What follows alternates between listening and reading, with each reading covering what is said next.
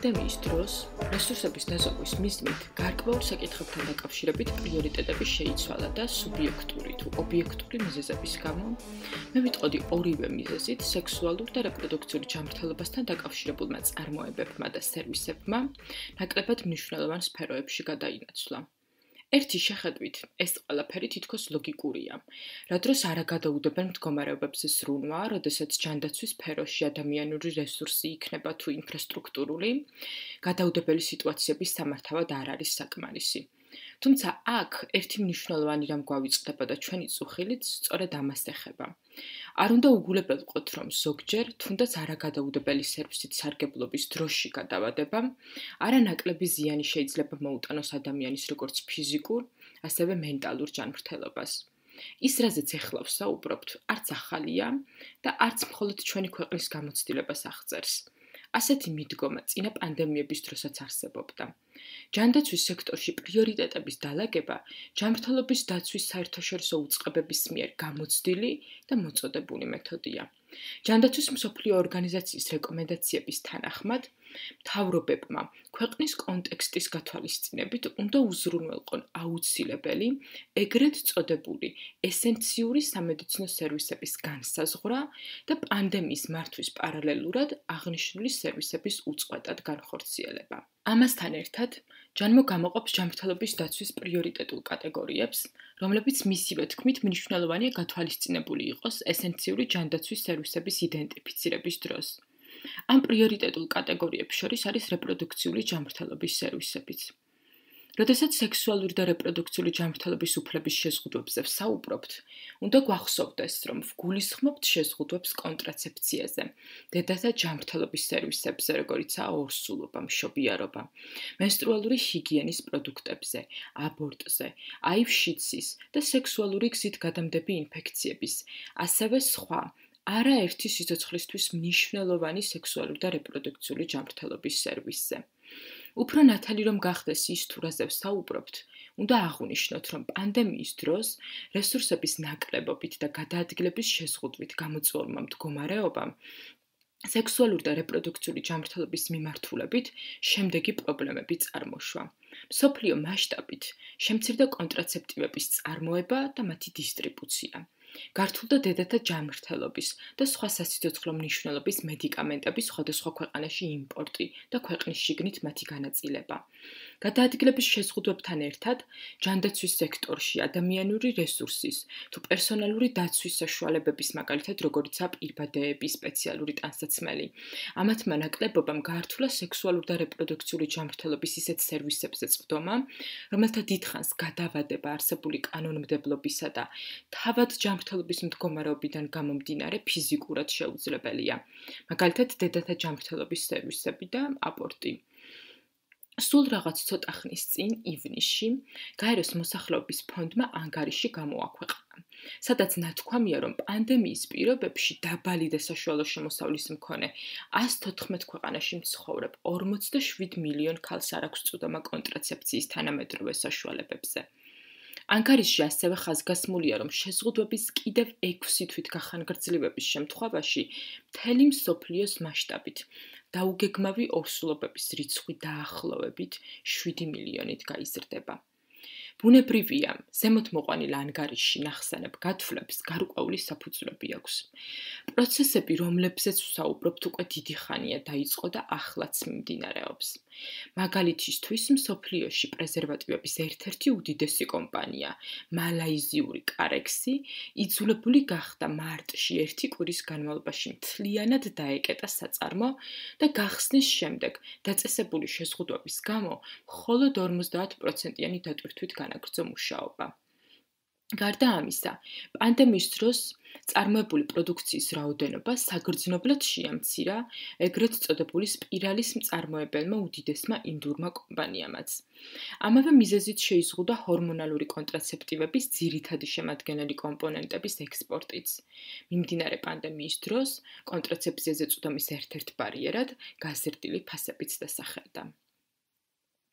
სექსუალური და რეპროდუქციული ჯანმრთელობის უფლებებზე მომუშავე ერთ-ერთმა საერთაშორისო ორგანიზაციამ, Flame International-მა ჩაატარა კვლევა, რომელმაც აჩვენა, რომ მიმდინარე პანდემიის დროს სავაჭრო ობიექტებში მათი სიმცირის გამო შეიზღუდა მენსტრუალური პროდუქტებზე წვდომა.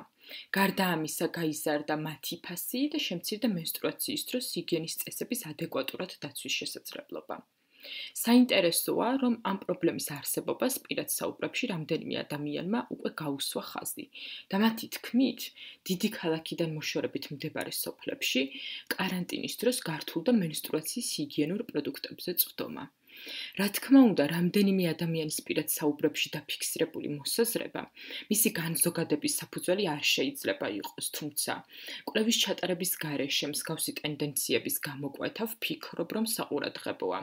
განსაკუთრებით საზოგადოებაში ამ საკითხის ირგვლივ არსებული ტაბუს პირობებში, როდესაც სექსუალურ და რეპროდუქციულ ჯანმრთელობაზე საუბარი ისედაც გართულებულია. როდესაც შეზღუდვების პირობებში აბორტის მისაწვდომობაზე ვსაუბრობთ, უნდა ვისაუბროთ არა მხოლოდ თავად სერვისის მისაწვდომობის კუთხით დამატებით გაჩენილ ბარიერებზე, არამედ იმ გარემოებებზეც, რის გამოც აბორტის სერვისმა სწორედ პანდემიის დროს შეიძლება განსაკუთრებული მნიშვნელობა შეიძინოს. მაგალითად, ებოლას პანდემიის გამოცდილებამ გვაჩვენა, რომ დასავლეთ აფრიკის რამდენიმე ქვეყანაში გაიზარდა მოზარდთა ორსულობის შემთხვევები. ამ მატებას მკვლევარები სკოლიდან მოსწავლეების დათხოვას და გოგოებისადმი სექსუალური ძალადობის რისკის მატებას უკავშირებენ. აქვე აღსანიშნავია ის გარემოება, რომ ოჯახში ქალთა მიმართ ძალადობის მატება გულისხმობს სექსუალური ძალადობის შემთხვევებსაც, რაც ასევე ზრდის არასასურველი ორსულობების რისკს. გარდა ძალადობის შედეგად დამდგარი არასასურველი ორსულობებისა, უნდა განვიხილოთ პანდემიის სხვა გავლენების საზოგადოებაზე. მაგალითად, პანდემიის პირობებში არაერთი მიზეზის გამო ბევრ ქალს თუ ოჯახს შეექმნა ფინანსური პრობლემები. აღნიშნული ფაქტორი, როგორც წესი, გავლენას ახდენს ადამიანების რეპროდუქციულ გადაწყვეტილებებზე და შესაძლოა ქალებს შვილის გაჩენასთან დაკავშირებით მიღებული გადაწყვეტილება შეაცვლევინოს. სწორედ ამ ლოგიკით სავარაუდოა, რომ პანდემიის პირობებში აბორტზე მოთხოვნა მოიმატებდა. აღწერილი გარემოებების მიუხედავად, პანდემიის პირობებში არაერთი ფაქტორის გამო ქალების აბორტის სერვისი მისაწვდომობა კიდევ უფრო მეტად შეიზღუდა.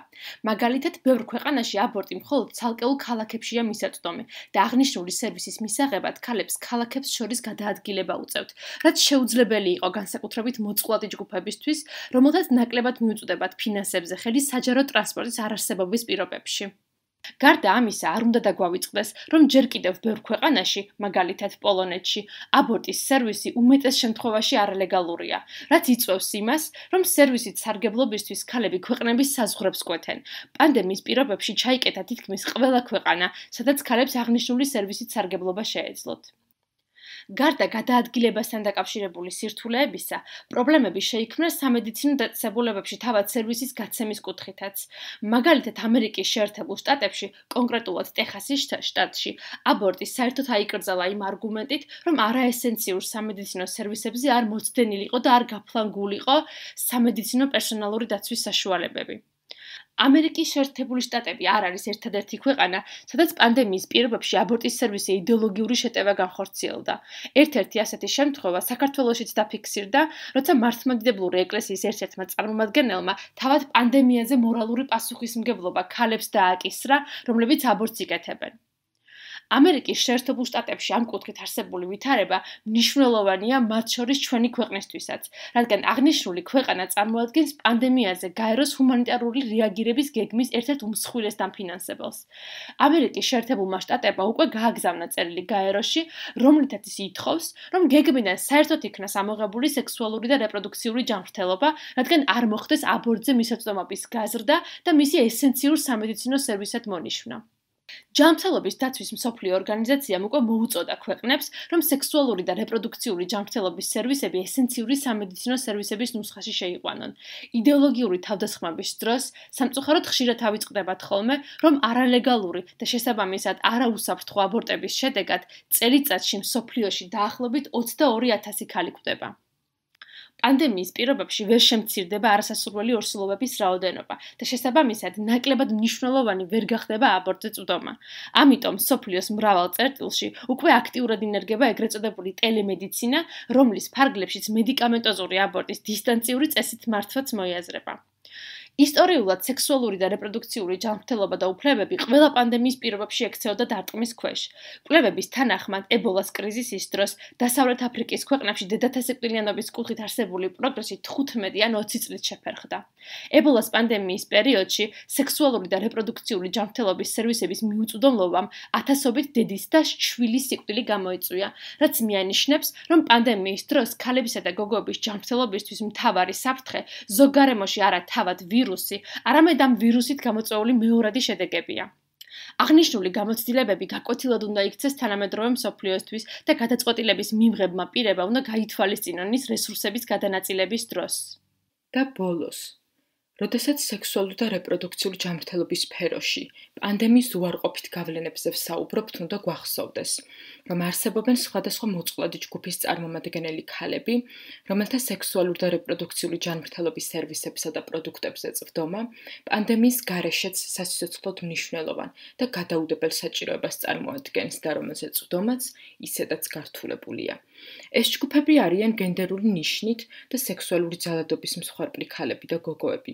ქალები და გოგოები, რომლებიც არიან ინტერსექციული ჩაგვრის მსხვერპლნი და განიცდიან დისკრიმინაციის მრავლობით ფორმას, მაგალითად მოზარდი გოგოები, ქალები და გოგოები, რომლებიც ცხოვრობენ სიღარიბეში, სოფლად მცხოვრები ქალები, მიგრანტები, ბოშა ქალები, შეზღუდული შესაძლებლობის მქონე ქალები, LGBT-მის წარმომადგენელი ადამიანები და სექსმუშაკები. სერვისები, რომლებსაც ეს ადამიანები საჭიროებენ, შეიძლება იყოს ოჯახის დაგეგმვის, კონტრაცეფციის, აიუშიცის, უსაფრთხო აბორტის, დედათა ჯანმრთელობის სერვისები და სხვა. აღსანიშნავია, რომ აღნიშნულ სერვისებზე წვდომის ბარიერები, ჩვეულებრივ, პანდემიამდელ პერიოდშიც ადამიანთა ამ ჯგუფში ავადობისა და სიკვდილობის პროცენტულ მაჩვენებელს მნიშვნელოვნად ზრდის, რაც შეზღუდვის პირობებში კატასტროფულ მაჩვენებლამდე შეიძლება ავიდეს.